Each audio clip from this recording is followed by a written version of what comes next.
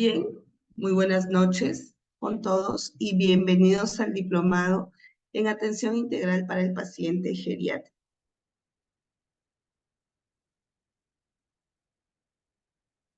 Este diplomado está organizado por el grupo educativo ESIE, quienes están conformados por la Escuela Americana de Capacitación, también está conformado por la Escuela Iberoamericana de Actualización Profesional, por la Escuela Nacional de Desarrollo Profesional, Sociedad Peruana de Capacitación, Escuela Integral de Especialización y por el Instituto Peruano de Fortalecimiento Profesional, quienes conforman este grupo educativo.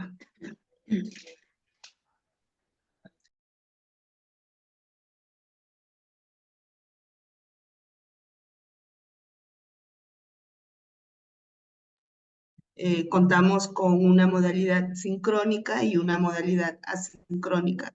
La modalidad sincrónica serán las clases en vivo que serán dictadas por la ponente, ¿no? Serán dictados todos los jueves en el horario de 7 a 9 de la noche y tendrá una duración de 8 sesiones. Con respecto a nuestra modalidad asincrónica, será llevado por ustedes desde nuestra aula virtual. Ya saben que el acceso a todas las clases que quedan grabadas una vez culminada la sesión será por todo un año sin ninguna restricción para que puedan ingresar a estudiar su tema, volver a repasar en el momento que deseen. Todo esto tendrán un acceso por todo un año. La ponente que está a cargo el día de hoy de este diplomado es la enfermera Nicole Cristina Mena Rodríguez. Ella ha realizado sus estudios superiores en la carrera de enfermería en la Universidad Señor de Zipán. Con respecto a su experiencia laboral, ella ha trabajado en el Hospital Regional de Lambayeque, también ha laborado en el Centro de Salud Toribia Castro Chirinos, de igual forma del Departamento de Lambayeque. Ha realizado conversatorios, ¿no?, en temas de enfermería y gestión del cuidado individual. Un conversatorio también en la Escuela de Posgrado de la Universidad Señor de Zipaquirá. También ha participado como docente invitada en el tema de microbiología en VIH en el Instituto ISAC. Sin más preámbulos, daremos inicio a la sesión del día de hoy. Muy buenas noches y bienvenida, señorita Nicole. Podemos iniciar la clase. Buenas noches con todos, un gusto saludarlos. Como ya se hizo la presentación, mi nombre es Nicole Rodríguez y el día de hoy vamos a dar inicio al primer tema correspondiente a la atención integral al paciente geriátrico, las bases y fundamentos y asimismo la valoración integral al paciente geriátrico. Muy bien, para ello vamos a comenzar primero hablando acerca, me gustaría compartir con ustedes una frase. Mientras la ciencia busca por todos los medios prolongar la vida del hombre, lo único que se ha hecho longevo es la vejez.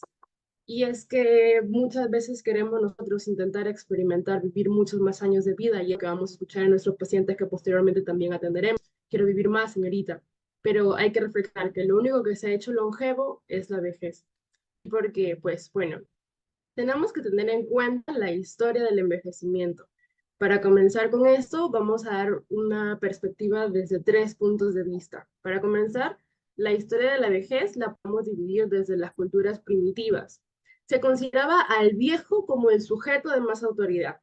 El más sabio en la tribu, en el grupo social, era la persona con mayor años. ¿Por qué? Porque en la mayoría de sociedades y culturas ágrafas, los antropólogos e historiadores han descubierto que el poder de los viejos en estas culturas primitivas era importante, ya que ejercían el papel de la persona con más conocimiento y sabiduría.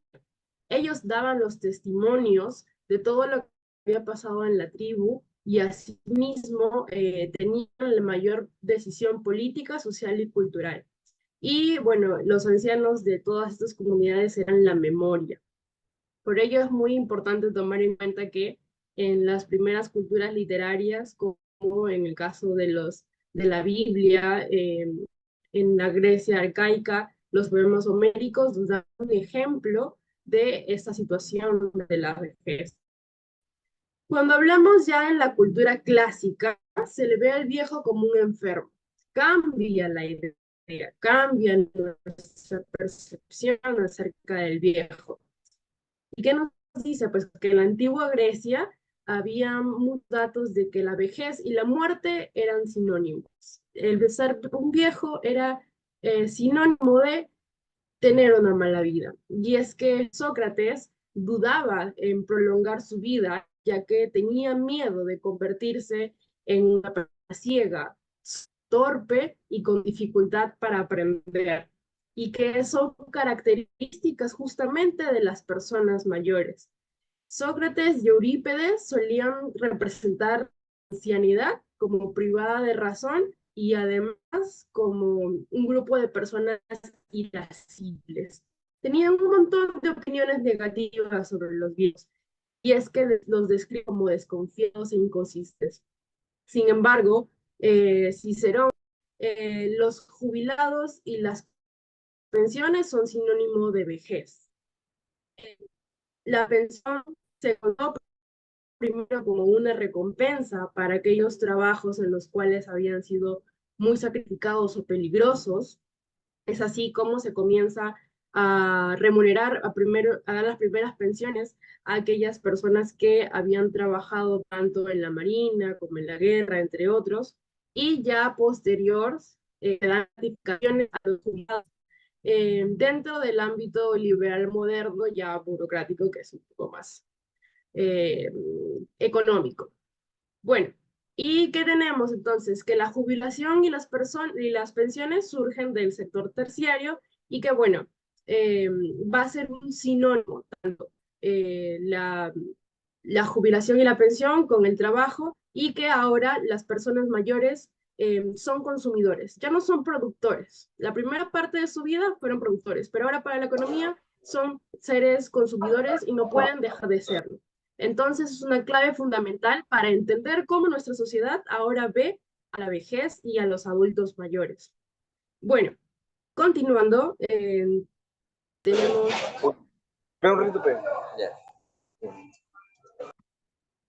la evolución del envejecimiento. Es muy importante entender que, listo, la evolución del envejecimiento. Es muy importante entender que por esos años la vejez ha evolucionado rápidamente. ¿Qué quiere decir? Que ahora ya no somos una sociedad llena de jóvenes ni de niños, sino que estamos a la tendencia del envejecimiento de la población. Esto quiere decir que ha disminuido la cantidad de nacimientos y la cantidad de muertes para aumentar la cantidad de personas con más años de vida. Esta nueva preocupación la dividimos en tres formas: la transición demográfica, el envejecimiento poblacional, que es de lo que estoy hablando, y la transición epidemiológica. La población mundial envejece de una forma continua y progresiva, y esto va a traer muchos cambios a la salud pública. Y bueno, explica al mismo tiempo los nuevos tipos de mortalidad, discapacidad y morbilidad dentro de nuestro sistema de salud. Por ejemplo, el envejecimiento explica por qué ahora las principales enfermedades de preocupación ya no son las de infección, sino son aquellas las no transmisibles, como por ejemplo los daños al corazón, los daños a nivel circulatorio, también a nivel respiratorio, entre otros. Entonces, ¿de qué estamos hablando? Que hay un incremento en la prevalencia de enfermedades crónicas y degenerativas en lugar de infecciosas. Y se estima aproximadamente que para el año 2025, en varios países a nivel mundial habrá menos jóvenes que más personas de 60 años. Es decir, por cada 6 personas en total va a haber una que represente a los adultos mayores. Es decir, va a ser de ellos una persona mayor de 60 años.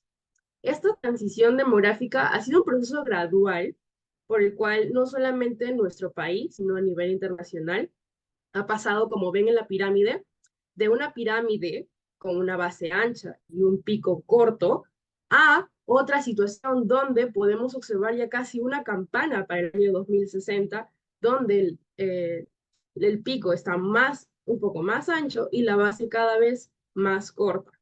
Y esto significa que en nuestra sociedad las tasas de fecundidad y mortalidad al disminuir han aumentado la cantidad de población que ha envejecido.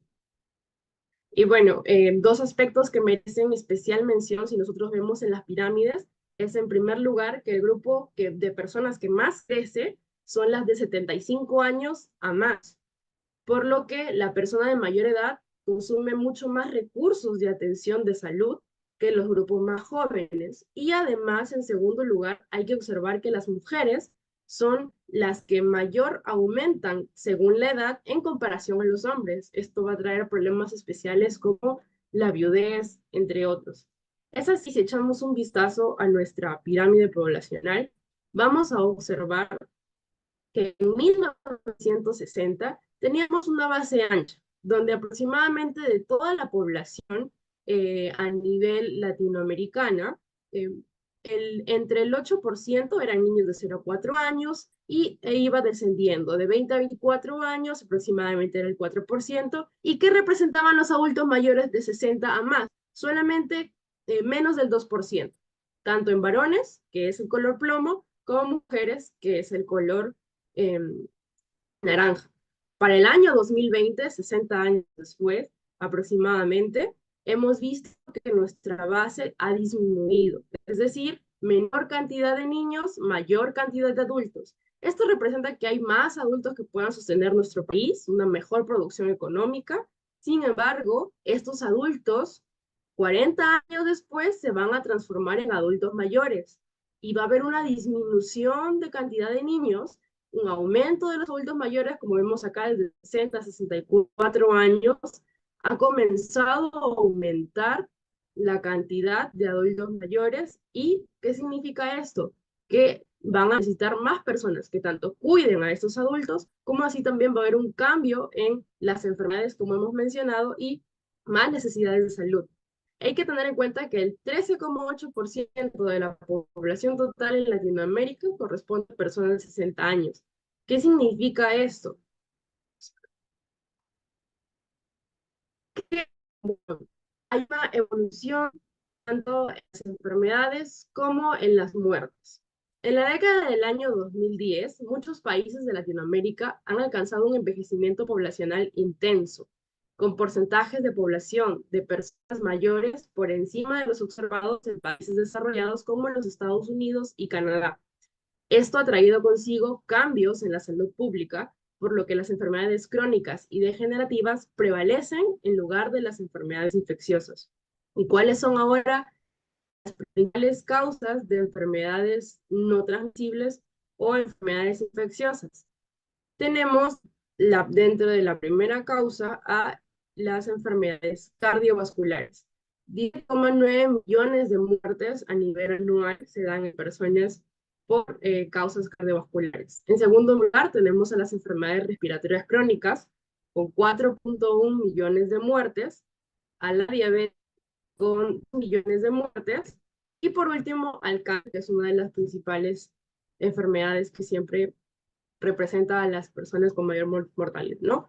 Y la enfermedad cardíaca como causa de muerte se ha incrementado exponencialmente después de los 55 años. El índice de muerte por enfermedades cerebrovasculares y neumonía e influencia también ha aumentado con la edad.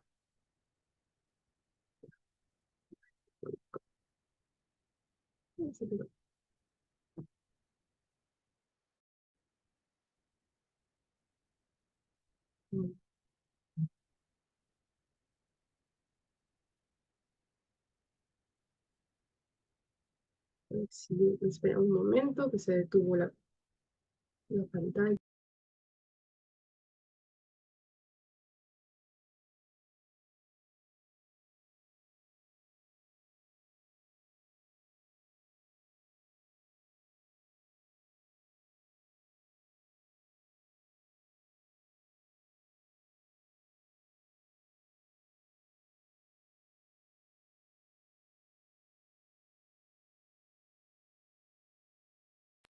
Muy bien.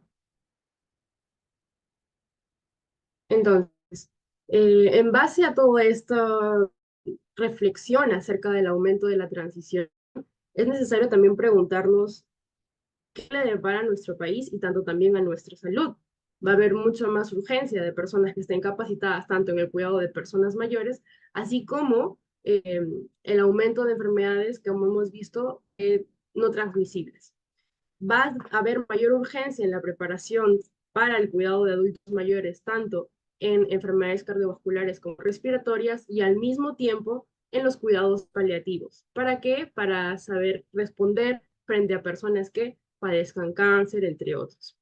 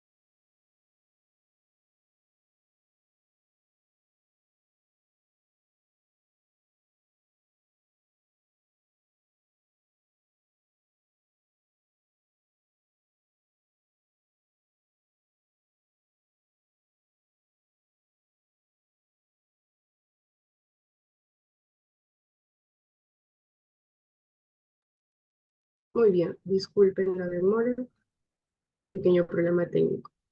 Y continuando, vamos a realizarnos la pregunta, ¿el envejecimiento humano es un fenómeno universal e inevitable? ¿Qué podemos hacer entonces para que sea un envejecimiento de calidad? Eh, la evidencia indica que, según la Organización Mundial de la Salud, la proporción de vida que se disfruta en buena salud se ha mantenido prácticamente constante. Es decir, desde los 0 años hasta los 50 años aproximadamente, que podemos decir que gozamos con una salud promedio en la cual nuestras actividades de la vida diaria las podemos realizar de forma autónoma y nuestro organismo se mantiene aún vigente sin necesidad de tratamientos o medicamentos que alarguen nuestra o mejoren nuestra situación. Se puede decir que es entre los 0 años hasta los 59 años, 50 a 59 años aproximadamente. Entonces, ¿qué implican estos años adicionales que tenemos de los 60 años en adelante?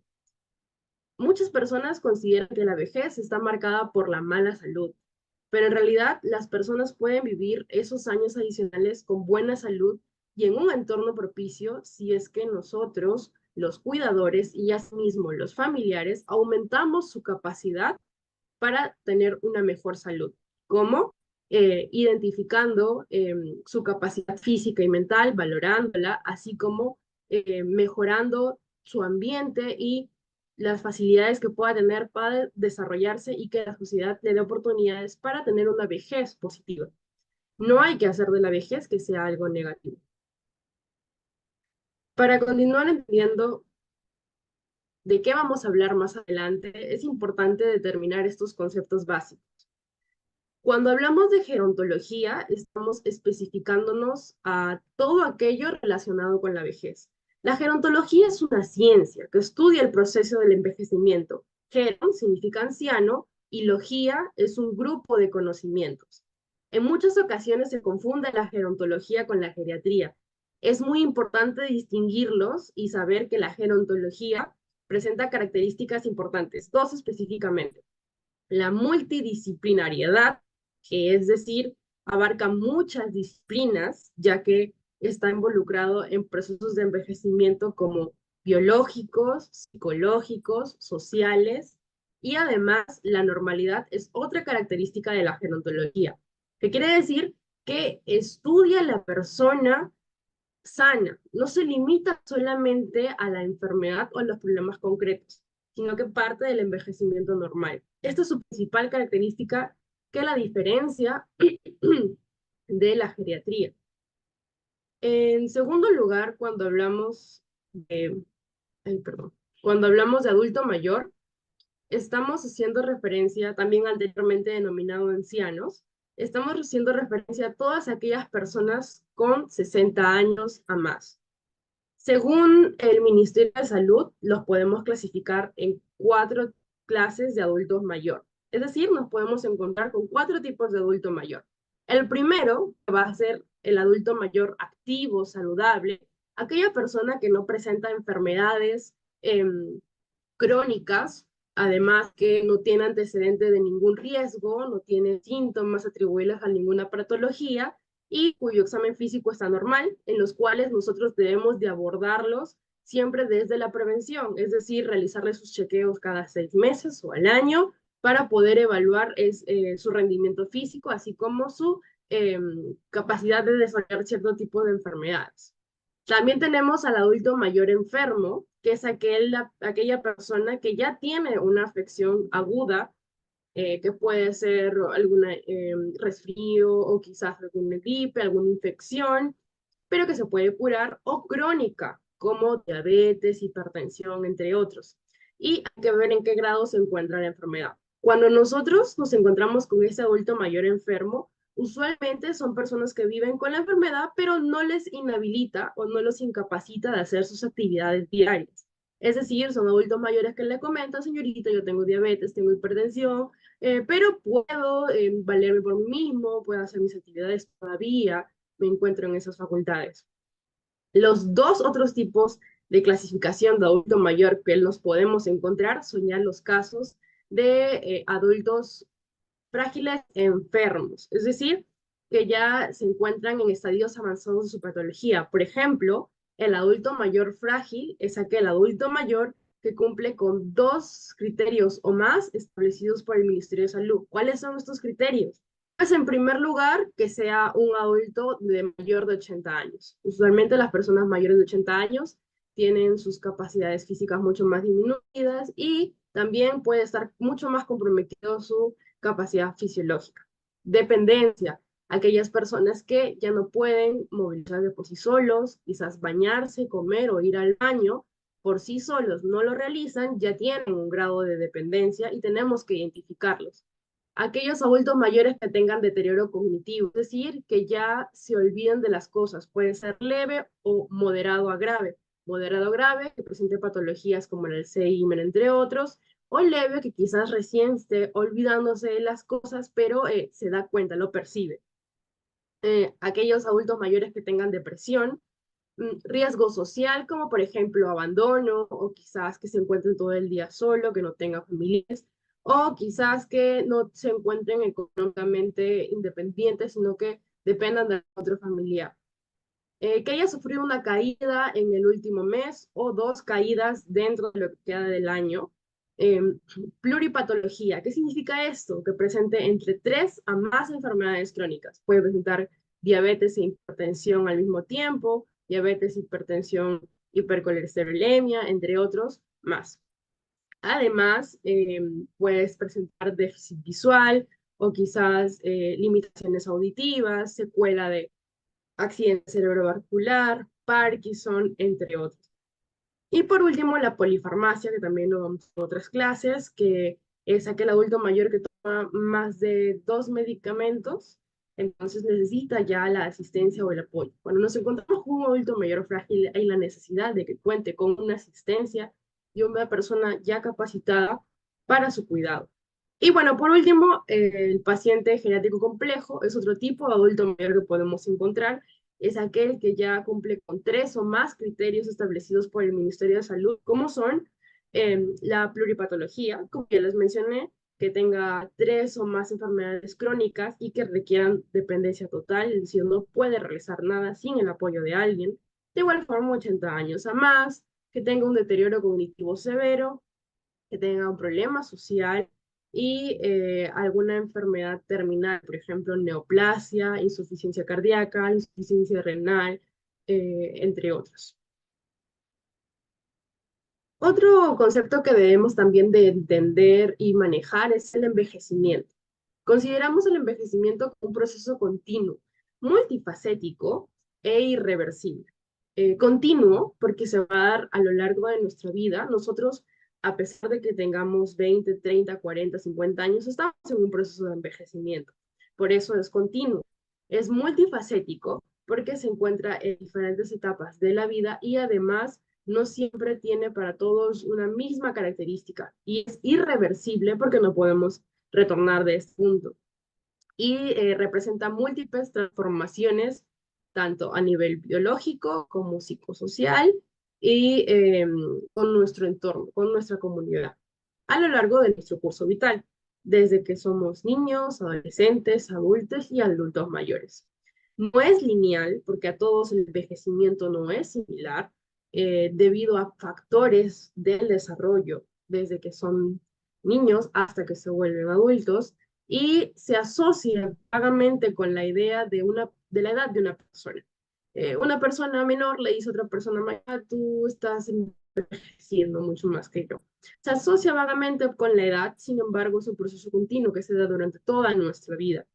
Y bueno, el envejecimiento ya específicamente en la etapa del adulto mayor lleva a un descenso gradual de las capacidades físicas y mentales, por lo que aumenta el riesgo de enfermedad. Al referirnos a geriatría, estamos hablando de la especialidad médica, que está encargada de valorar los aspectos biológicos, físicos, también mentales, de la persona. Y con esto puede explicar los temas de salud y al mismo tiempo las enfermedades que pueden ocasionar y cómo tratar las enfermedades, ¿no? Y el gerocultor, que son todos aquellos auxiliares, asistentes o personal geriátrico, son profesionales que se han capacitado en la asistencia para adulto mayor y se dedican a cuidar y prestar atención a las personas en situación de dependencia, que generalmente son adultos mayores que ya se encuentran en un estadio, como hemos comentado, de disfunción, ¿no?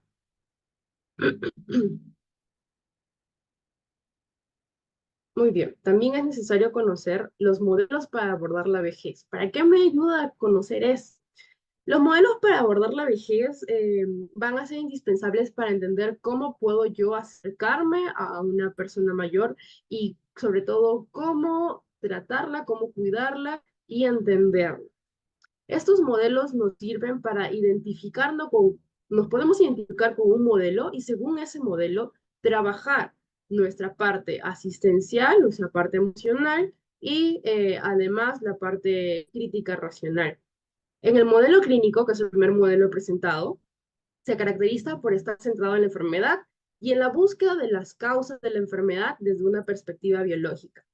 Presta especial interés al tratamiento de los individuos y su objetivo sobre todo es la asistencia. Es decir, cuando vean algún gerocultor o algún auxiliar geriátrico o algún asistente que atienda a algún adulto mayor y solamente busque la enfermedad, la causa y la trate, pues estamos hablando de un gerocultor que se aborda en el modelo clínico. También tenemos el modelo ecológico social, que quizás ustedes se puedan identificar, que habla de dos sistemas, el sistema ambiental y el sistema personal del adulto mayor. Ambos sistemas interactúan entre sí y el producto de esta interacción influye sobre la persona.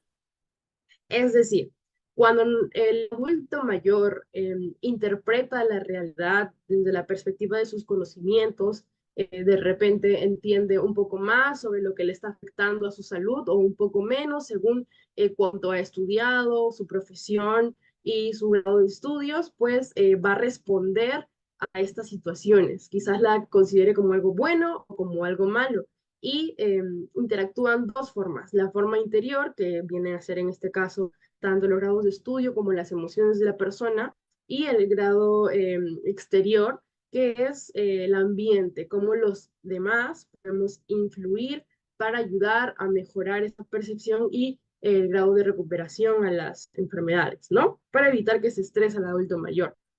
El modelo de congruencia, la conducta del adulto mayor está en función de la interacción entre sus necesidades y la posibilidad que existe en el ambiente para satisfacerlas. Es decir, cuando un ambiente no satisface las necesidades del adulto mayor, va a evitar ese ambiente y va a buscar otro que sí lo haga. Por ejemplo, nos toca cuidar a un adulto mayor en el que su casa hay mucho estrés, problemas en la familia, pero él es una persona sana, que se puede valer por sí mismo, pero necesita apoyo para ciertas actividades. Entonces, ¿qué va a suceder? Este adulto mayor va a tratar de huir de su casa, va a buscar estar afuera, en la calle, y es necesario tratar de que haya una armonía entre estos dos ambientes, tanto el ambiente familiar como el ambiente de la persona, el adulto mayor, para que poder trabajar en armonía. El modelo ecológico conductual que nos habla de la conducta de la persona se relaciona con la competencia que tenga la persona más cercana para modificar. Es decir, eh, cuando el adulto mayor vive experiencias que le exigen más de lo que puede aportar y le genera estrés, la persona que está cerca a él, según las competencias que tenga, puede ayudar a modificar esas situaciones y a disminuir el estrés y a tener nuevamente armonía. Por último, tenemos el modelo psicosocial, que es el modelo con el que más se trabaja, porque aborda los tres ámbitos de la persona, el nivel biológico, psicológico y social. Eh, Al punto de vista del nivel biológico, todo lo físico, lo anatómico, psicológico, su estado mental, la relación con la familia, con la comunidad, y social, el entorno, el ambiente. Por ejemplo, imaginemos que una persona ha sufrido recientemente una intervención quirúrgica. Los niveles de atención que nos ofrece el modelo psicosocial habla en primer lugar de tres formas, que son área de intervención preventiva, otra rehabilitadora y otra que ya es la recuperativa. En este caso, si la persona ha sufrido una intervención quirúrgica, eh, desde el primer punto de vista lo vamos a abordar el problema físico, es decir, lo que ocasionó la intervención. Se van a realizar intervenciones preventivas para evitar que suceda nuevamente eh, la misma situación que lo llevó a que lo operara. Desde el segundo punto de vista, la intervención de rehabilitadora, vamos a procurar el nivel de intervención secundaria, vamos a afrontar esta situación problemática y desde la terciaria vamos a recuperar el funcionamiento de la persona, vamos a hacer actividades que permitan que salga de esa intervención quirúrgica y así pueda desarrollarse nuevamente. Dentro de las áreas de intervención, tenemos el área de salud física, que vamos a valorar a nuestro adulto mayor y podemos implementar, según los resultados que encontremos, una serie de actividades para intervenir. Por ejemplo, gimnasia, fisioterapia, programas de medicación, alimentos saludables. También tenemos la relación social. Esta área de intervención es muy importante porque va a ser el entrenamiento en habilidades y participación familiar, el desenvolvimiento con sus habilidades emocionales. El ambiental, que es el trabajar con la percepción ambiental, que en este caso es la orientación, la coherencia, identificar dónde se encuentra, el espacio, el tiempo. El ocio y educación, que es uno de los más importantes, porque va a hablar de aspectos educativos. Desde la formación e información, vamos a orientar al adulto mayor. Cuando hablamos de la organización, es interrelacionar el trabajo con la familia del adulto mayor. Es decir, vamos a desarrollar programas que van a organizar, tanto desde el punto de vista de la familia y nosotros como profesional, actividades que involucren el desarrollo organizado día a día del persona. Y comunitaria, que es otro de los más importantes, la inserción en la comunidad de la persona. Que no pierda esta capacidad de comunicación con su entorno. Muy bien, pasando a la valoración geriátrica integral, es uno de los aspectos más importantes que vamos a tener en cuenta en el curso, porque la evaluación geriátrica nos va a permitir en el primer acercamiento que tengamos con el adulto mayor, identificar cuál es su estado, desde los tres aspectos que vamos a evaluar, desde los tres elementos o componentes de la valoración geriátrica integral. ¿Qué es la valoración genética integral? Es un proceso de diagnóstico multidimensional porque abarca, como vemos en la imagen, muchas áreas a evaluar: cognitivo, afectivo, ambiental, económico, espiritual. Y vamos a describir las limitaciones físicas, sociales y la funcionalidad del paciente, es decir, cómo encontramos a nuestro paciente.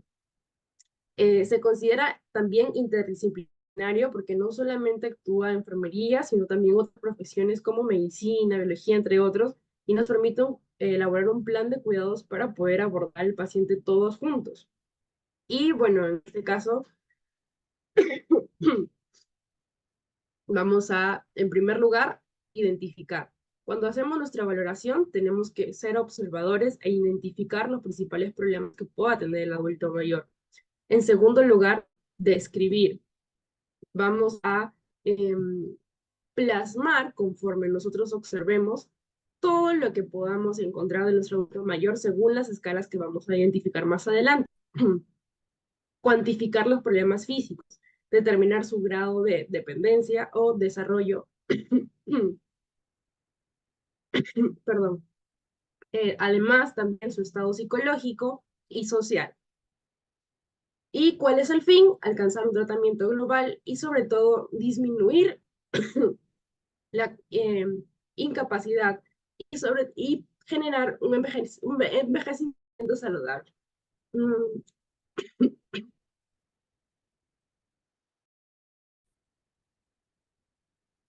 Muy bien. En primer lugar, los objetivos. ¿A qué estamos encaminados? A mejorar la exactitud diagnóstica y la identificación de problemas. ¿Qué quiere decir? Vamos a, perdón, mm,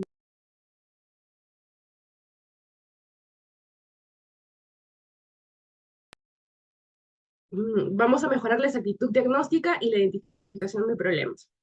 Vamos a identificar por qué nuestro paciente, en qué situación se encuentra y cómo vamos a abordarlo. Además, planificar cuidados racionales, no abocar nuestro tiempo y actividades en quizás eh, temas que el paciente no necesita, sino identificar qué debemos de abordar para así disminuir eh, su grado de dependencia. Además, la evolución y cambios en el tiempo y la utilización apropiada de recursos, mejorar la calidad de vida, que es el punto más importante. Dentro de los beneficios tenemos mejora la exactitud diagnóstica, mejora el estado funcional, afectivo, cognitivo y de movilidad, que logramos eh, detener este proceso eh, de pérdida de la funcionalidad del paciente y tratamos de hacerlo un poco más lento, es decir, que no vaya perdiendo tan rápido sus funciones, sino que vaya eh, haciéndolo de forma progresiva, porque es algo inevitable, que va a suceder tarde o temprano. Asimismo, reduce la prescripción de fármacos, esta polifarmia de la que hablábamos al inicio, disminuye la hospitalización, favorece el manejo domiciliario y reduce costos, así como disminuye la mortalidad.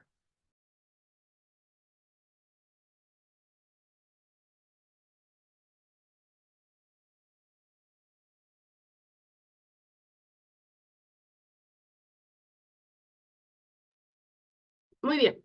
Mm, ¿A quién se le indica? A todos aquellos pacientes frágiles, es decir, como ya hemos visto en nuestra evaluación, aquellos adultos frágiles, adultos mayores frágiles, a los pacientes con riesgo funcional, aquellos que tengan disminución de sus capacidades, aquellos pacientes que tengan contacto con el establecimiento de salud, todos aquellos adultos mayores que lleguen al establecimiento de salud, si es que alguno de ustedes trabajan ahí, sería bueno realizárselo para poder captar y eh, establecer un diagnóstico con ellos y un plan de acción.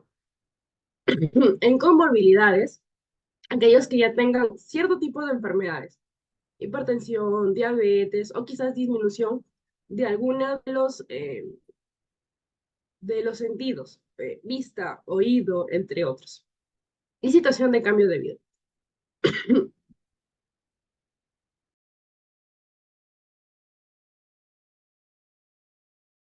Disculpe, regreso en unos minutos. Voy a tomar un poquito de agua y regreso. No me demoro.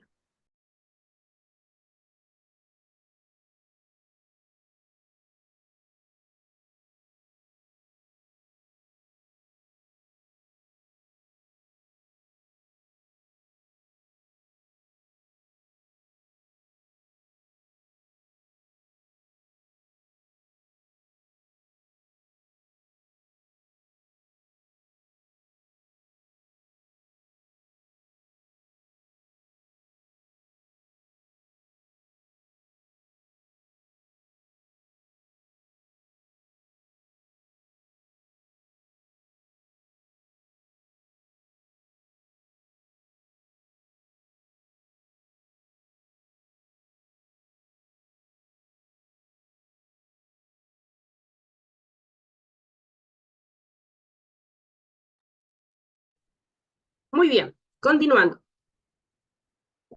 Hay que observar los componentes. En primer lugar, el componente biológico, o también denominado el área física, que va a evaluar en este caso el médico. También nosotros podemos realizarlo con un test que vamos a ver más adelante, que vamos a ver el estado físico.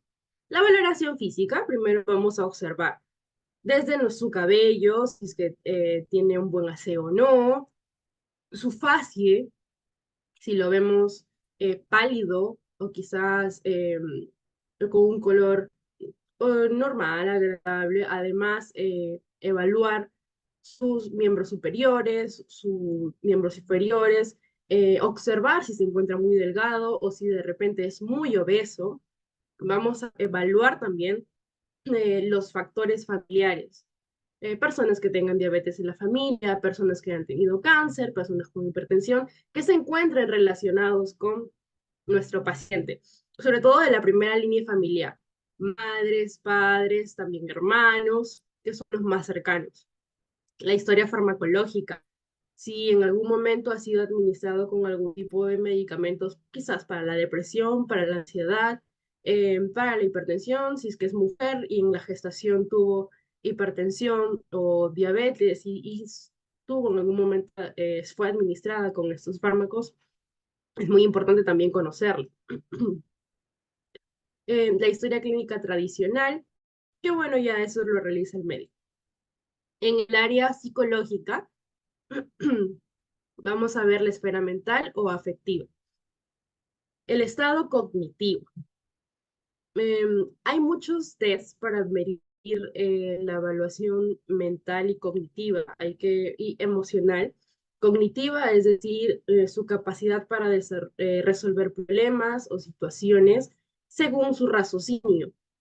Y emocional, que evalúa su estado de depresión o quizás em, si tienen tipo de problemas familiares, va también afectado su estado emocional. Entonces, dentro del componente psicológico que evaluamos la esfera mental o afectiva, es muy importante reconocerlo porque el paciente puede encontrarse muy bien físicamente, pero si ve atravesado alguna dificultad emocional, su capacidad para poder desenvolverse va a disminuir y se va a absorber en sus pensamientos, va a dejar de tener un contacto con el entorno y esto puede generar que nuestro paciente sea una persona incapacitada mentalmente por un tema emocional. Es muy importante también valorarlo. Tenemos varios tests como el Mini Mental State Examination, el Montreal Cognitive Assessment, entre otros. El que nosotros vamos a ver los voy a explicar más adelante. Y también tenemos el componente social. Social, que lo valoramos con, en este caso, la historia social. Es una persona de muchos entornos sociales donde se interaccione con la comunidad, qué papel o qué rol cumple en la comunidad. Hay que ver si quizás tiene un papel activo como quizás alguien que trabaje en la municipalidad, alguien que trabaje con los adultos mayores también, que participe activamente en algún tipo de promoción o prevención dentro de la sociedad, en algún programa social como Vaso de Leche. Si tiene algún papel fundamental dentro de la sociedad, va a ser muy importante porque va a poder desenvolverse mucho mejor dentro de su etapa de vejez, ya que tiene un papel significativo que va a permitir disminuir la capacidad, disminuir el tiempo que quizás pueda depender de algo o que pueda deteriorarse. La funcionalidad es uno de los más importantes porque es la capacidad. El componente funcional es la capacidad que tiene el adulto mayor para desenvolverse por sí mismo en actividades de la vida diaria. Es decir, en situaciones donde normalmente lo tomamos como cosas que todos lo podemos hacer porque son indispensables para sobrevivir, como por ejemplo bañarse, alimentarse, ir al baño, que son cosas muy básicas. Entonces, valorar ese estado funcional en los adultos mayores es primordial para determinar si es que ya han comenzado a perder capacidades.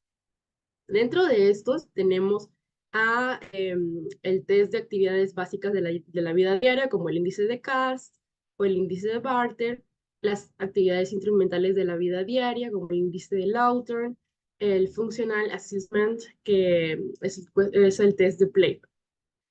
Y bueno, muchas otras, como el estado nutricional, también indispensable, porque aquellos adultos mayores que disminuyen peso o aumentan tienen muchos factores de riesgo para enfermedades cardiovasculares, enfermedades em, también del metabolismo. Entonces hay que ver mucho su historia nutricional y valorarlo según algún test. El equilibrio y la marcha también que se ven involucrados cuando ya hay problemas auditivos y en aquellas personas que tienen quizás problemas también de metabolismo. Otros muy también conocidos son de la dentición, el examen dental, que puede ser muy relacionado con el por qué la persona ya no se alimenta bien, por qué ha alterado su patrón nutricional, o por qué en este caso el paciente también ha perdido la capacidad para alimentarse por sí solo. De repente no es porque no pueda, sino porque ya no quiere comer. Entonces puede afectar también su estado emocional. Los peligros ambientales, hay que ver, es importante en dónde se desenvuelve, cuál es su entorno al adulto mayor. Y bueno, otros síndromes geriátricos, que ya es la fragilidad, la incontinencia urinaria propios de personas que ya tienen otras enfermedades que generan como consecuencia la incontinencia urinaria, la fragilidad, las fracturas, que usualmente son personas que ya tienen también problemas en el equilibrio de marcha.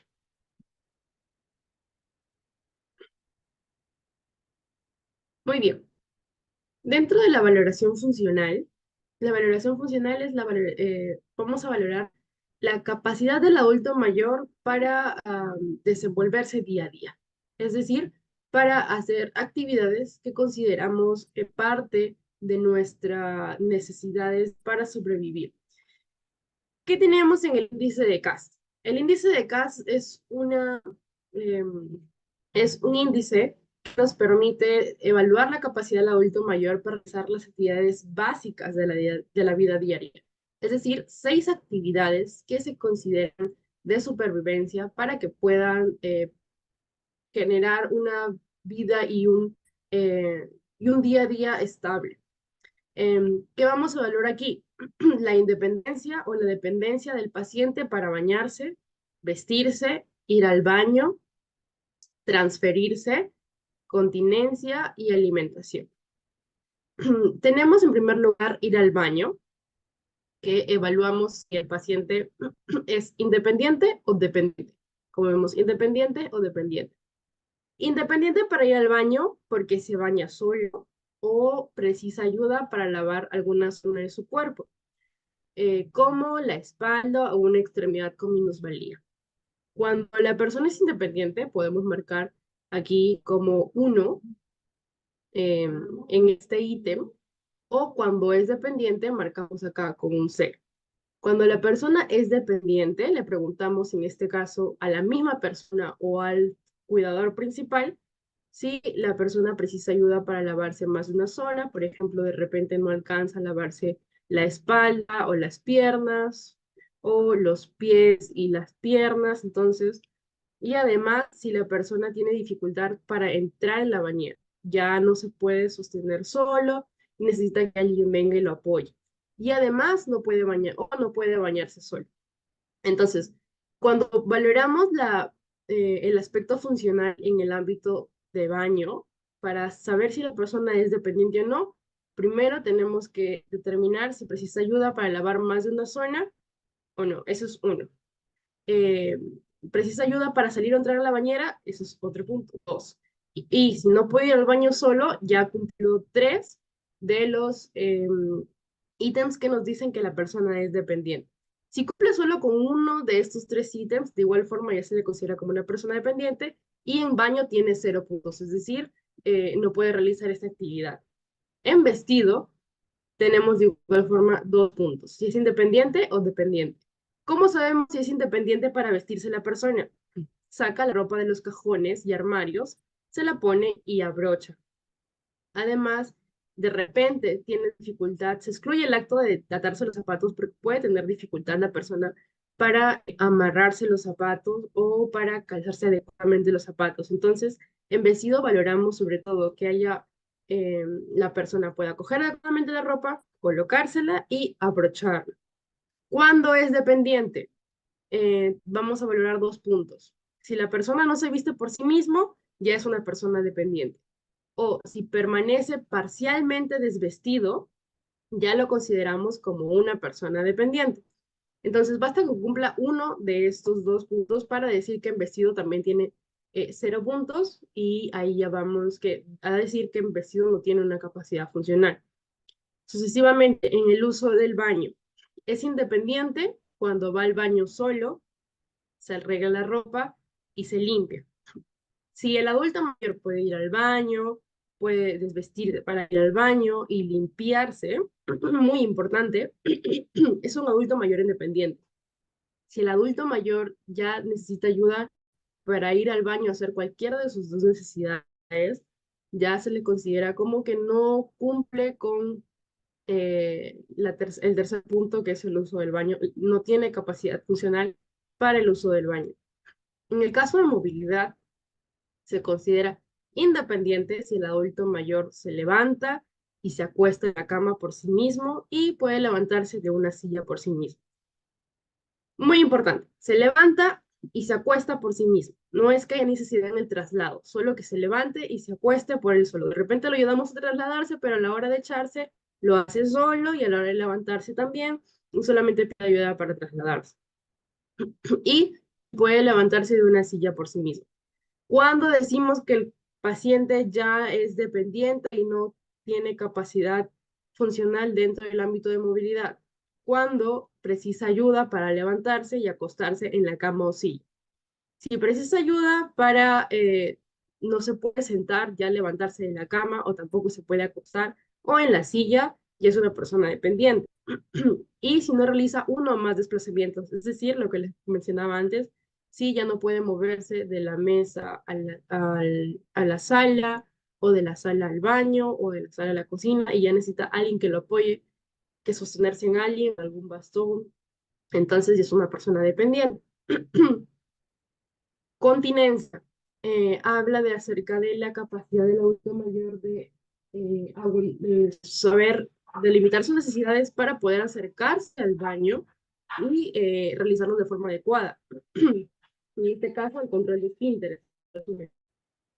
Independiente cuando hay un completo control de la micción y defecación. Es decir, no se orina cuando está sentado en la sala o en la cocina, tampoco cuando antes de que vaya a querer ir al baño. Por ejemplo, algunos adultos mayores están sentados y dicen que ir al baño, pero ya han realizado la actividad. Entonces, es muy importante evaluar esto.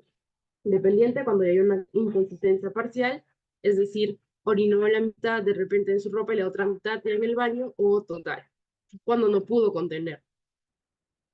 Además, tenemos por último la alimentación, el sexto punto, cuando ya es independiente, lleva el alimento a la boca desde el plato, o algo equivalente como, por ejemplo, llevar la taza a la boca o cosas así. Se excluye cortar la carne porque requiere fuerza y mucho más que destreza es fuerza, entonces aquí puede necesitar ayuda. ¿Cuándo se considera que es dependiente de la alimentación? Cuando necesita ayuda para comer.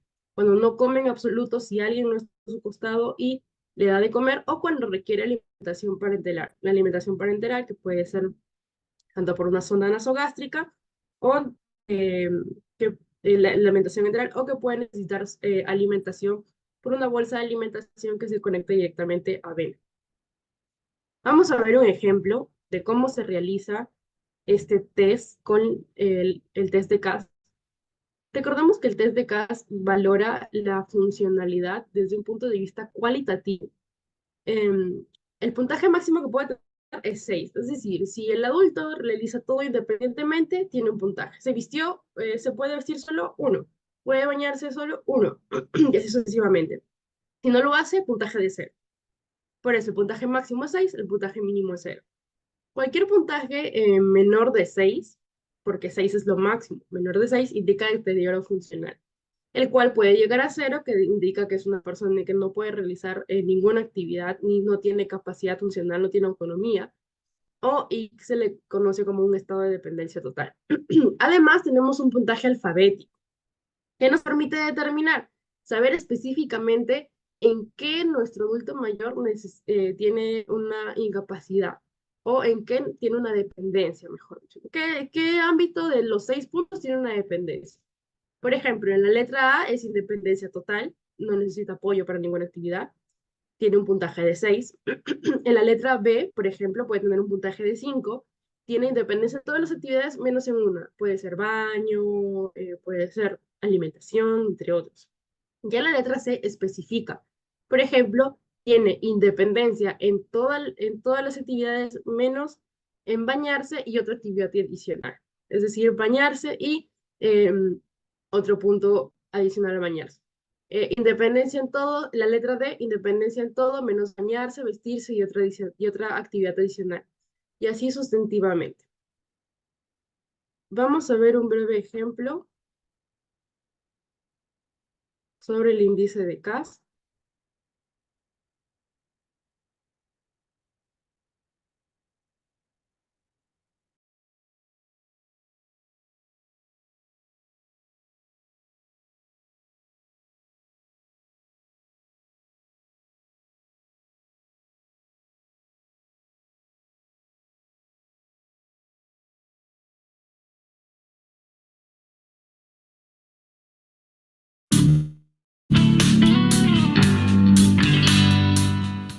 Hola, bienvenida. Adelante. Mi nombre es Verónica Bautista Eugenio.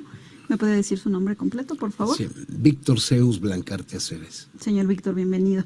Gracias. El día de hoy vamos a realizar una prueba que lo que determina es su independencia en actividades básicas de la vida diaria, es decir, en actividades que usted realiza de manera cotidiana. Muy bien. Es un cuestionario muy breve en el cual yo le voy a decir las preguntas y las opciones de respuesta y usted me va a decir cuál es la que más se apega a lo que usted realiza. Muy bien. ¿Alguna duda? No, ninguna. Bueno, vamos a comenzar. La primera es referente al baño, al baño que usted toma, ya sea de esponja, de regadera o en una tina, el baño que usted se realice. Las opciones son: usted recibe asistencia durante el baño en más de una parte de su cuerpo, usted recibe asistencia durante el baño solo en ciertas partes de su cuerpo, por ejemplo en la espalda o en las piernas, o no recibe ningún tipo de asistencia, usted puede entrar y salir a tomar su baño de manera independiente. Sí, de manera independiente. Perfecto. Aquí le damos un punto. Cada una de las opciones lo que nos da es un punto. Respecto al vestido, usted recibe asistencia para tomar las prendas y vestirse. Usted puede tomar las prendas y vestirse, excepto algunas, por ejemplo, abrocharse los zapatos, o usted puede tomar las prendas y vestirse de manera independiente. Sí, me he visto independiente. Independiente.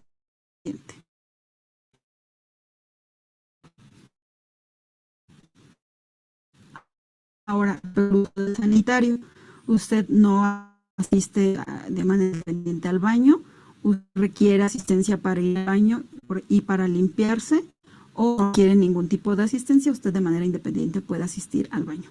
Sí, de manera independiente. Ahora, respecto a las transferencias, es decir, la capacidad de moverse de un lugar a otro, usted no puede salir de la cama, usted puede moverse dentro y fuera de la cama, o usted se mueve dentro y fuera de la cama o de una silla de manera independiente. Sí, de manera independiente, sí. Ahora, respecto a la continencia, es decir, el control de esfínteres, el que usted pueda controlar los esfínteres. Usted necesita ayuda para la supervisión o control de esfínteres. Ocasionalmente tiene accidentes en cuanto al control de esfínteres o no tiene ningún problema, controla sus esfínteres de manera independiente. Sí, de manera independiente. Y por último, respecto a la alimentación, usted recibe asistencia en la alimentación, usted recibe asistencia solo en ciertas actividades, por ejemplo, cortar carne o untar mantequilla, o no necesita ningún tipo de asistencia, usted la realiza de manera independiente. Sí, no necesito ningún tipo de asistencia. En este caso su puntaje total es de 6 de 6, lo que nos indica que pues usted es independiente en estas actividades, no requiere ningún tipo de ayuda y se encuentra usted independiente para estas actividades. Muy bien. Le agradezco muchísimo su tiempo. Al contrario. Muchas gracias. A usted, gracias. Hasta luego. Hasta luego. Muy bien. y eso fue el índice de CAS para evaluar la funcionalidad, en este caso, del paciente. Vamos a dar un receso de 15 minutos, regresamos dentro de 15 minutos y continuamos con los demás instrumentos de evaluación.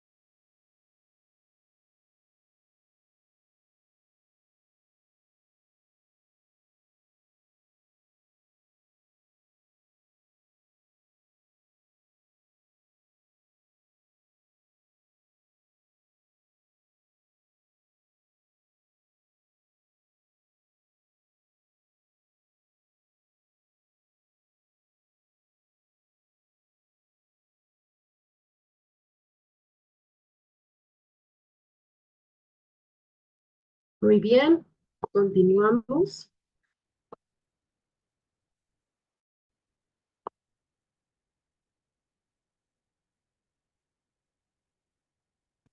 Muy bien, continuando, ahora vamos a hablar acerca de la escala de Lawton y Brod. De igual forma, la escala de Lawton y Brody sirve para medir las actividades de la vida diaria, pero en este caso ya no son las básicas, sino son las instrumentales. Este es un test más cuantitativo que va a permitir detectar las primeras señales de deterioro en la persona adulta mayor. Cada ítem posee el valor numérico de 1. 1 significa que es independiente o 0 dependiente. Y la puntuación final es la suma del valor de todas las respuestas. Y oscila entre 0, que quiere decir que la persona tiene la máxima dependencia, y 8, la independencia total. La información se obtiene preguntando directamente al paciente, al adulto mayor o a su cuidador principal. Y en este caso vamos a evaluar, como ya hemos mencionado, actividades instrumentales. 8 actividades. La primera, hacer compras. La segunda, usar el teléfono. La tercera, administración de su economía. La cuarta, lavado de ropa. La quinta, cuidado de casa. Sexta, preparar comida. Séptima, meditación. Y 8, uso medido del transporte. En estas funciones vamos a hacer una diferencia en varón y mujer. ¿Por qué? En varón vamos a evaluar solo 5 funciones. Capacidad para usar el teléfono, hacer compras, uso medio de transporte, uso de los medios de transporte, responsabilidad respecto a su medicación y capacidad para utilizar dinero. Estos 5 ítems se van a valorar sobre todo en los varones. Son los que se van a preguntar sí o sí. En las mujeres se van a preguntar los 8. ¿Cuál es la diferencia? Que en el caso del lavado de ropa, cuidado de casa, preparar la comida, usualmente son ítems que anteriormente las mujeres lo realizaban. Por ende, algunas familias tienen la costumbre de que aún la mujer lo realice y el varón no. Por eso es que en algunos adultos mayores vamos a ver que la mujer todavía continúa, a pesar de tener 70, 80 años, todavía continúa realizando algunos cuidados de casa y preparando la comida y el lavado de ropa, a diferencia del varón que no lo realizó anteriormente. Es sobre todo por un tema cultural. Muy bien, aquí les presento a la escala de Lawton y Brody. En este caso es la ficha. Esta ficha, como hemos visto, va a estar dividida en 3 partes. La primera parte, que es la parte de identificación del paciente. Vamos a ver el nombre del usuario, además de, en este caso, la zona donde vive, el distrito, la modalidad de atención, que si en caso nosotros realizamos el test dentro de la familia, el hogar o la casa de la persona, no hay necesidad de colocarlo, el nombre de la unidad de atención, la edad del paciente en años, meses, cuándo se aplicó, el nombre de la persona que aplicó la ficha. Y bueno, en segundo lugar tenemos el instructivo. Instructivo para nosotros. A continuación encontrará 8 ítems correspondientes a actividades instrumentales de la vida diaria. Vamos a leer en voz alta las alternativas pertenecientes a cada uno de los ítems y solicitamos a la persona evaluada que escoja la que más coincide con su realidad del adulto mayor. Puede ser el mismo adulto mayor o un familiar. La información se obtiene preguntando directamente. Muy bien, por ejemplo, la primera, capacidad para usar el teléfono. Vamos a preguntar, señor, ¿usted utiliza el teléfono por iniciativa propia? ¿Es capaz de marcar bien algunos números familiares? ¿Es capaz de contestar el teléfono pero no de marcar? ¿O no utiliza el teléfono? Y según las respuestas, tenemos el valor que puntúa 1, 1, vamos a ir marcando, o 0. En segundo lugar, hacer las compras. Le preguntamos, ¿usted realiza todas las compras necesarias independientemente? Es decir, sale sin hacer ayuda, va a tener el valor de 1. ¿Usted realiza independientemente pequeñas compras, compras casi que no tienen mucho valor, no mucho peso, necesita ir acompañado para hacer cualquier compra o no puede realizar compras, es totalmente incapaz de realizar una compra por sí solo. Asimismo, también tenemos preparación de la comida. Recordemos que estos ítems es para preguntarle directamente a las mujeres. Organiza, prepara y sirve las comidas por sí solo adecuadamente. Si le responde que sí, valor de 1. Si le responde que no, seguimos preguntando. ¿Usted prepara adecuadamente las comidas si se le proporcionan los ingredientes? Si le dice que sí, marcamos. Si le dice que no, seguimos preguntando. Prepara, calienta y sirve las comidas, pero no sigue una dieta adecuada. Si le dice que sí, marcamos, y si no, vamos al final. Necesita que le preparen y sirvan las comidas. Si de igual forma le dice que sí, que necesita que le preparen y le sirvan las comidas, pues marcamos el valor de 0. El cuidado de la casa, de igual forma, ítem para preguntar a las mujeres. Consultamos la primera alternativa. ¿Mantiene la casa solo o con ayuda ocasional? En este caso, trabajos pesados. Mover muebles, mover cosas pesadas, entre otros. Si le dice que sí, marcamos el ítem. Si le dice que no, seguimos preguntando así hasta el final. Realiza tareas ligeras como lavar los platos, hacer las camas. Si le dice que sí, 1. Si le dice que no, continuamos. Realiza tareas ligeras, pero no puede mantener un adecuado nivel de limpieza. Necesita ayuda en todas las labores de la casa. El único punto que tiene 0 es cuando no participa en ninguna labor de la casa. Lavado de la ropa, de igual forma, ítem para preguntar a la mujer. ¿Lava por sí solo toda la ropa? Si le dice que sí, punto de 1. Si lava por sí solo pequeñas prendas, si le dice que sí, punto 1. Si le dice que no, pues el valor va a ser al final de 0. El uso de medios de transportes.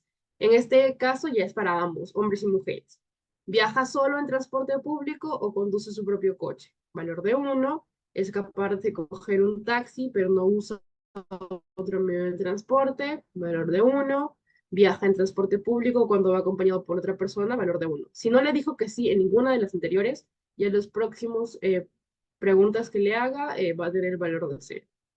De igual forma, con responsabilidad respecto a su medicación y capacidad para utilizar dinero. Recordemos que 8 puntos va a ser una persona que sea totalmente capaz de realizar sus actividades instrumentales. Y vamos a ver un video para poder entender mejor cómo es que se realiza esta escala.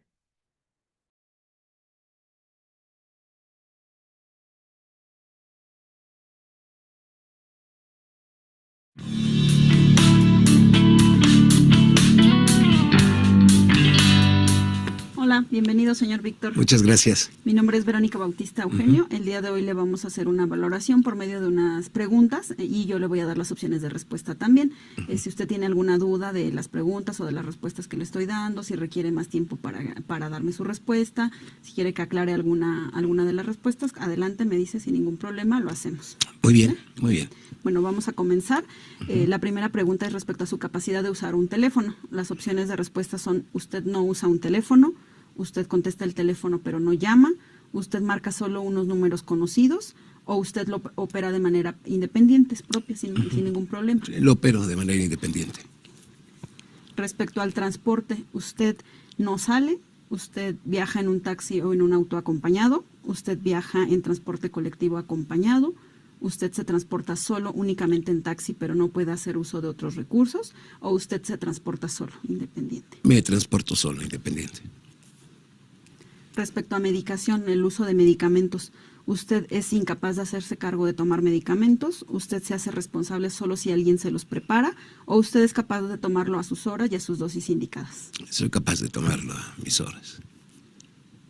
Respecto a sus finanzas, usted es incapaz de manejar dinero, usted solo puede manejar lo necesario para pequeñas compras, o usted maneja sus asuntos independiente. Manejo mis asuntos independiente.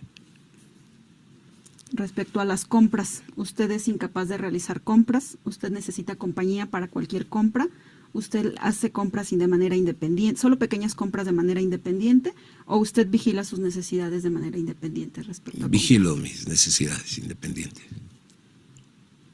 Ahora, respecto a la cocina, usted no necesita que le preparen los alimentos, usted calienta, sirve y prepara, pero no lleva a cabo una dieta adecuada, usted prepara sus alimentos solo si alguien le provee lo necesario para hacerlos, o usted es capaz de planear, preparar y servir sus alimentos de manera correcta.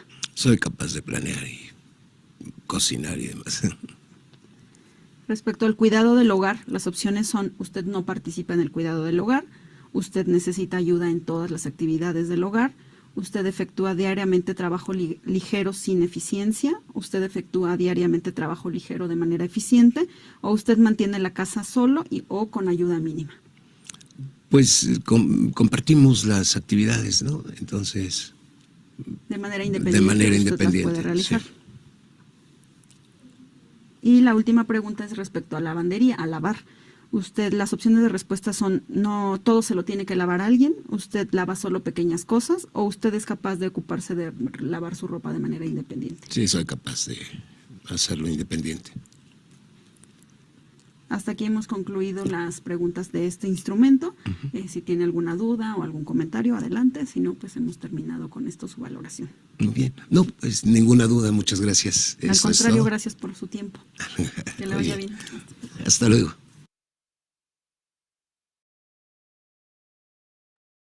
Muy bien, y esa fue la escala de Lawton y Broad para medir las actividades instrumentales de la vida. Correcto. ¿Y qué sucede si el área funcional está disminuida? ¿Qué es lo que pasa?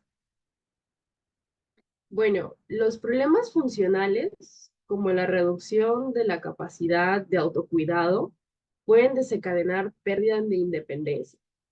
¿Qué significa esto?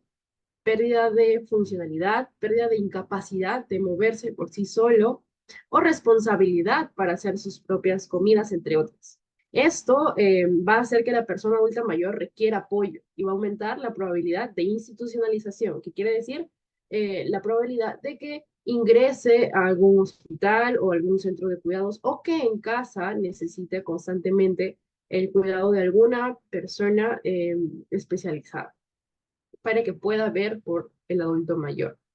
La pérdida o disminución de la funcionalidad podría estar asociada a una enfermedad, por lo que la mortalidad del adulto mayor aumenta exponencialmente si no se le brinda asistencia y no se clasifica adecuadamente su nivel de dependencia.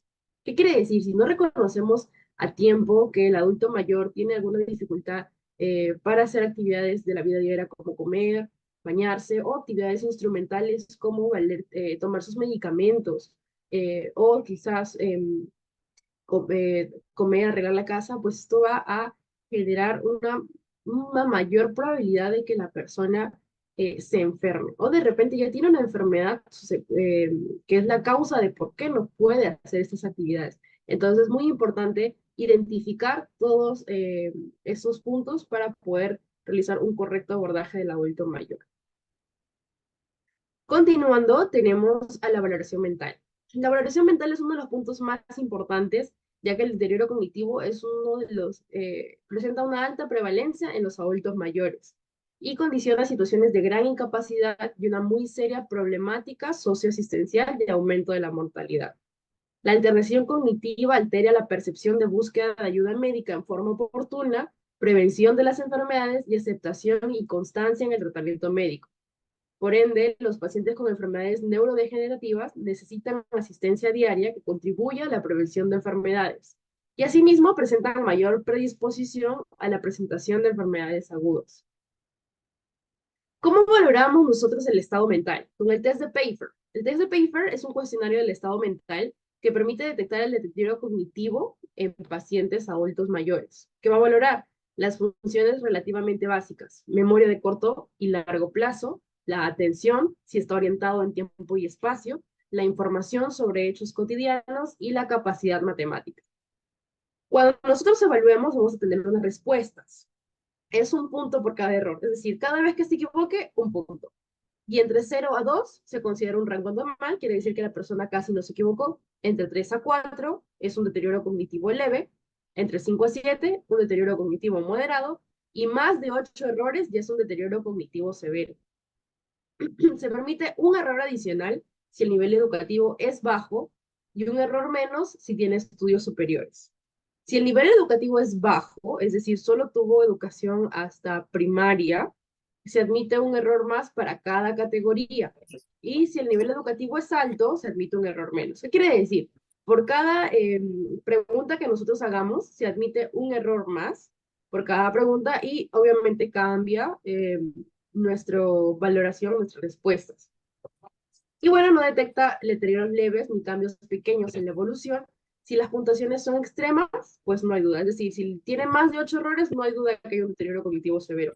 Pero si tiene una puntuación entre 3 a 4, que es un deterioro cognitivo leve, necesariamente necesita pasar con un médico para poder determinar si verdaderamente es un deterioro cognitivo, que hay necesidad de una medicación o de repente otro tipo de terapia para poder abordarlo. ¿Cómo se utiliza Spacer? Son 10 preguntas. Estas preguntas son básicas. ¿Cuál es la fecha de hoy? Nos tiene que decir día, mes, año. ¿Qué día de la semana estamos? ¿En qué lugar estamos? Vale cualquier descripción del lugar. ¿Cuál es su número de teléfono? Y si no tiene teléfono, ¿cuál es su dirección completa? ¿Cuántos años tiene? ¿Dónde nació? El nombre del presidente, el nombre del presidente anterior, el nombre de soltera de su madre y que desde el número 29 vaya restando de 3 en 3. Cuando comience a equivocarse, ya dejamos de preguntar. Vamos a ver un video para poder identificar cómo realizar el test de PEC.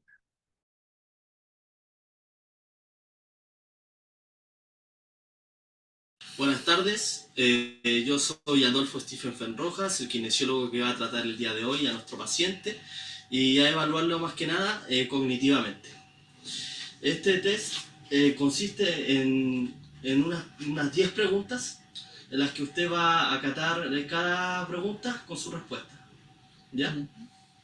Bueno, ¿qué fecha es hoy? Indicándome día, mes y año. 29 de mayo del 2021. Ya, hubo un problemita ahí con los años. Ya. ¿Qué día de la semana es hoy? Sábado. Sábado, ya, muy bien. ¿Cuál es el nombre de este lugar o edificio? ¿O dónde se encuentra usted? En mi propiedad, en Salvador Allende y... Ya, muy bien. Si tiene número de teléfono o no se acuerda. Sí, de acuerdo. Ya, ¿me puede dictar su número de teléfono? 572-480 491. Ya. Muy bien. ¿Se acordó? Sí. Ya, ¿cuál es su dirección? Como dije anteriormente, Salvador Allende 2831. Ya, ¿qué edad tiene usted? ¿Se acuerda de su edad? Sí, 62 años. Vale, Dios. 60 años. Ya, se está poniendo más edad. Ya, ¿en qué fecha nació? Indicando día, mes y año. El 13 de agosto de 1960. El 13 de agosto de 1960. Ya. ¿Cuál es el presidente de Chile actualmente?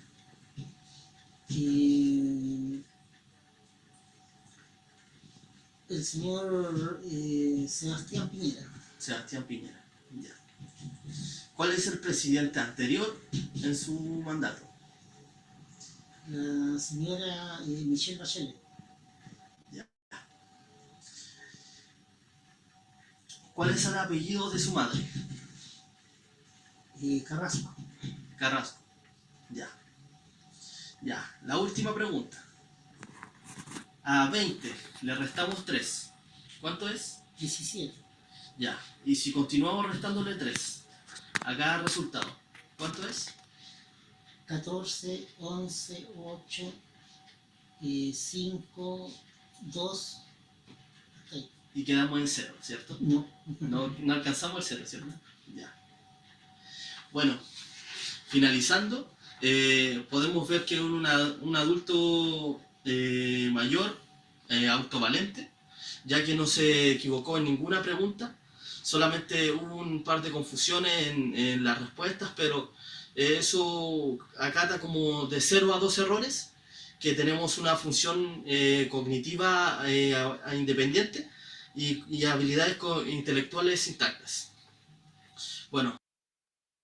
Muy bien.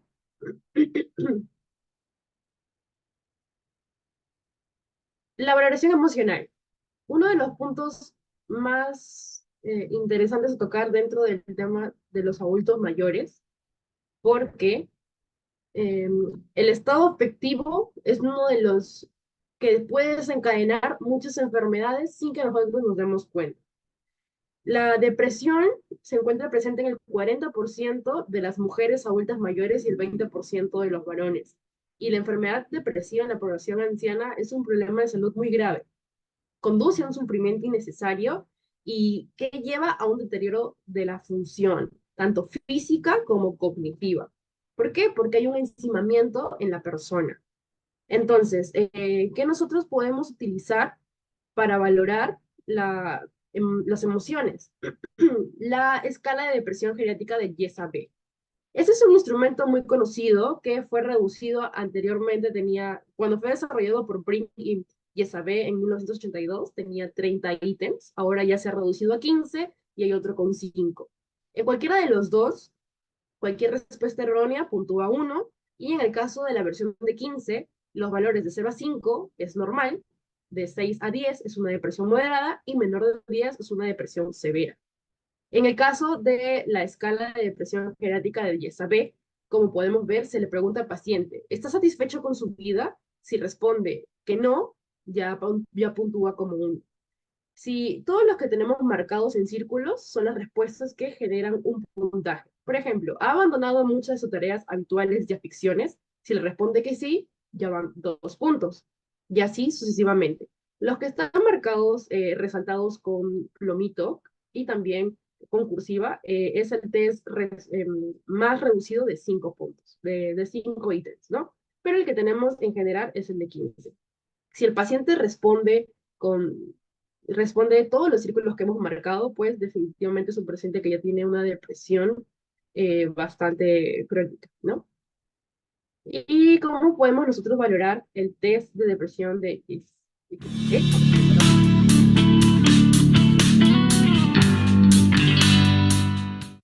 Muchísimo gusto, mi nombre es Johnny Pacheco. Mucho gusto. ¿Cuál es su nombre? Víctor Zeus Blancarte Aceves. Bien, don Víctor. El día de hoy vamos a realizar la escala de depresión geriátrica.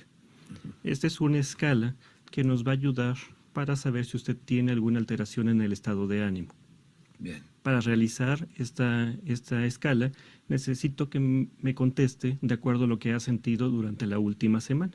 Muy bien. Necesito que sea muy concreto, diciéndome las respuestas sí o no.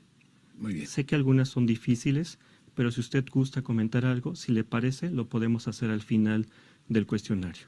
Bien. ¿De acuerdo? Muy bien. ¿Tiene alguna duda, don Víctor? No, ninguna. Perfecto, pues empecemos. En general, ¿está satisfecho con su vida, señor Víctor? No. No. ¿Ha abandonado muchas de sus tareas habituales o aficiones? Sí. Sí. ¿Siente que su vida está vacía? No. ¿Se siente con frecuencia aburrido? Sí. ¿Se encuentra de buen humor la mayor parte del tiempo? No. No. ¿Teme que algo malo pueda ocurrirle? No. ¿Se siente feliz la mayor parte del tiempo? No. ¿Con frecuencia se siente desamparado, desprotegido? No. No. ¿Prefiere usted quedarse en casa más que salir y hacer cosas nuevas? Sí. Sí. ¿Cree que tiene más problemas de memoria que la mayoría de la gente? No. ¿En estos momentos piensa que es maravilloso estar vivo? No. ¿Actualmente se siente inútil? No. ¿Se siente lleno de energía? No. No. ¿Se siente sin esperanzas en este momento? No. ¿Siente que la mayoría de la gente está en mejor situación que usted? No. No. Señor Víctor, hemos terminado. ¿Algo que quiera agregar a estas preguntas? ¿Algún comentario? Pues no, excepto saber cómo me encuentran, ¿no? En base a este cuestionario. Bien. Permítame un momento, necesito hacer un conteo.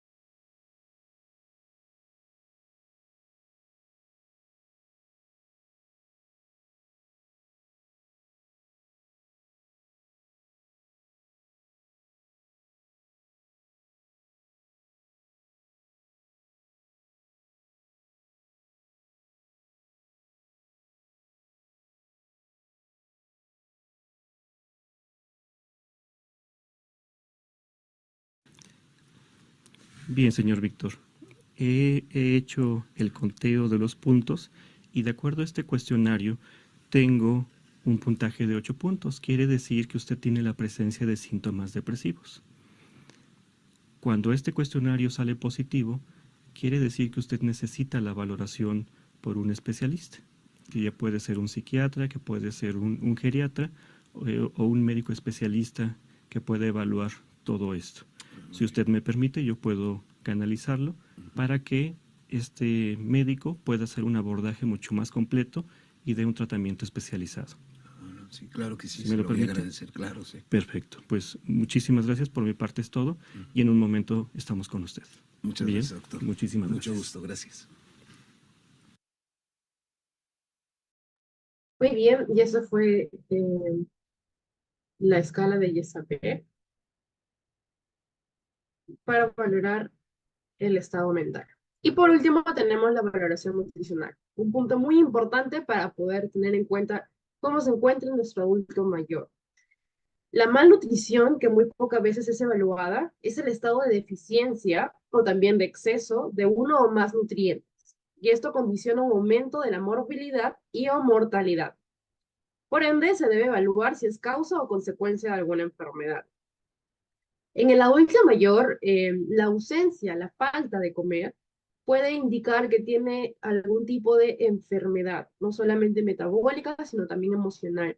Y es necesario, ¿cómo evaluamos el aspecto nutricional? Es necesario conocer el índice de masa corporal. El rango mayor en el adulto es de 24 a 27, en el adulto mayor. Consideramos menos de 24 como una desnutrición, eutrófico, es decir, que tiene un peso ideal de 24 a 26,9, de 27 a 27,9, ya es un sobrepeso y la obesidad es mayor a 30. El índice de masa corporal se obtiene mediante una simple operación, que es el peso del adulto mayor sobre la talla multiplicado por la talla, es decir, peso sobre talla por talla. Y ese resultado nos va a dar el valor correspondiente al índice de masa corporal. Muy bien, y eso es todo. Muchas gracias.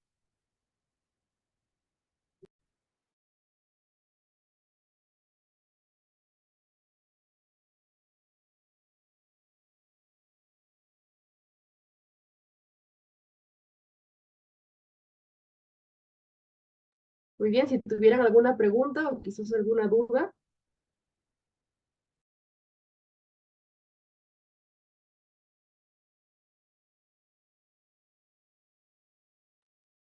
Una consulta, por favor. Buenas noches.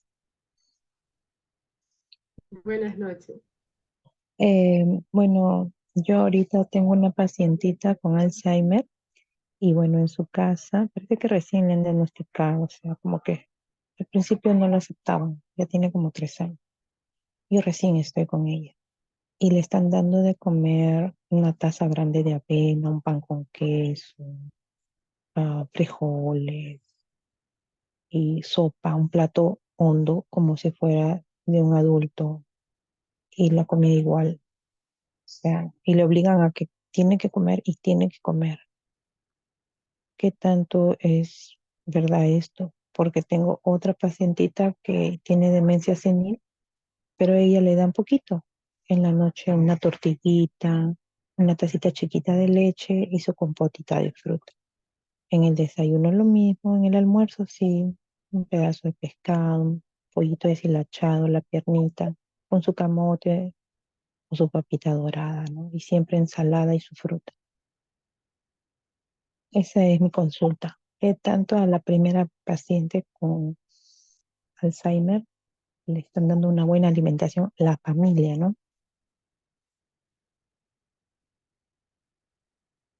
Esa es mi consulta, gracias.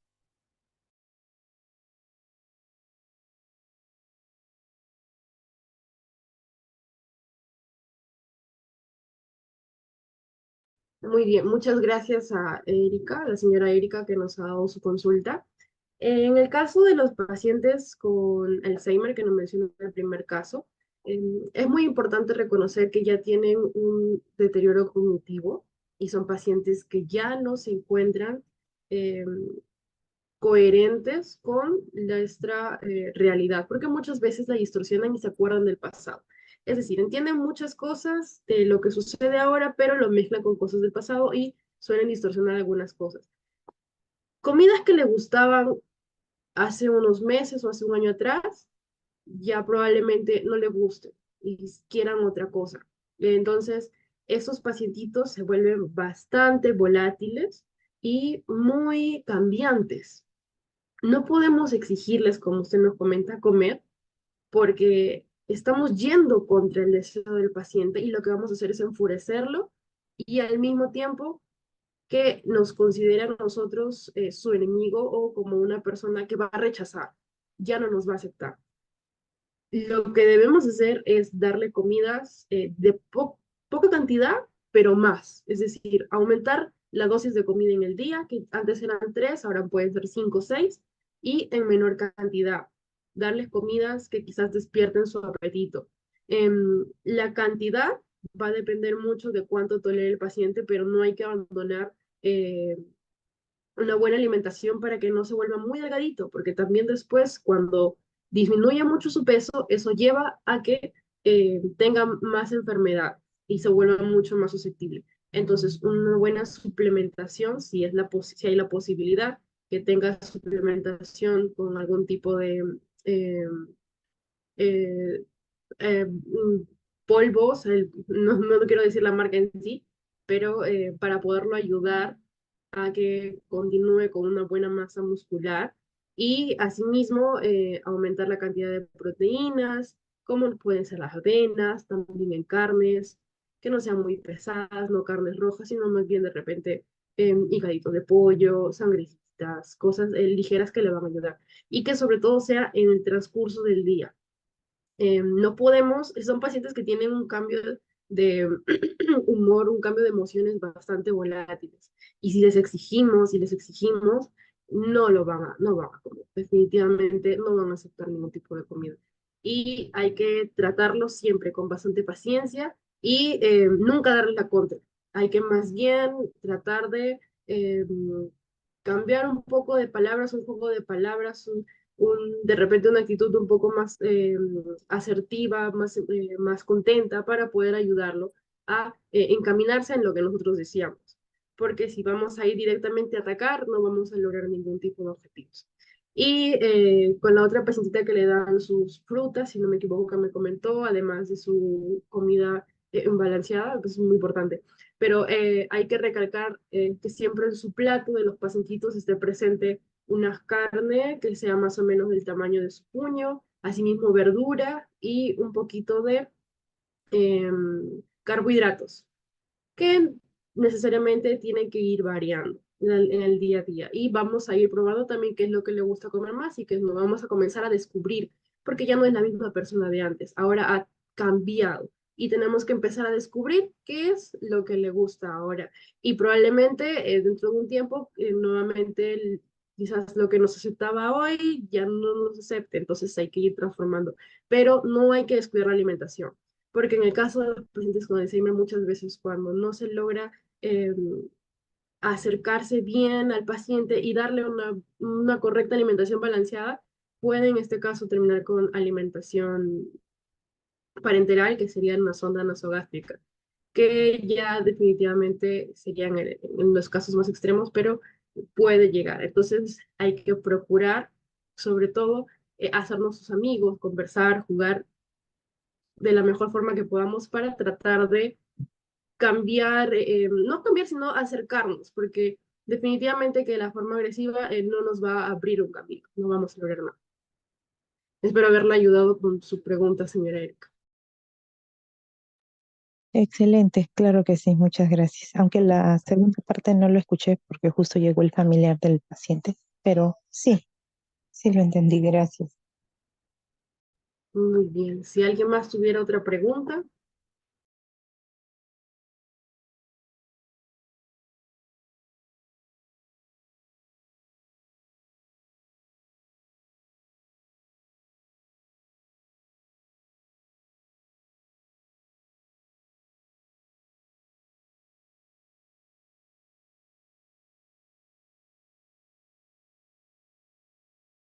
Muy bien, si no hay más preguntas, entonces damos por culminada la clase. Les agradezco mucho su participación, también la atención y nos vemos la próxima semana. Gracias a usted, enfermera Nicole Mena. Gracias, buenas noches.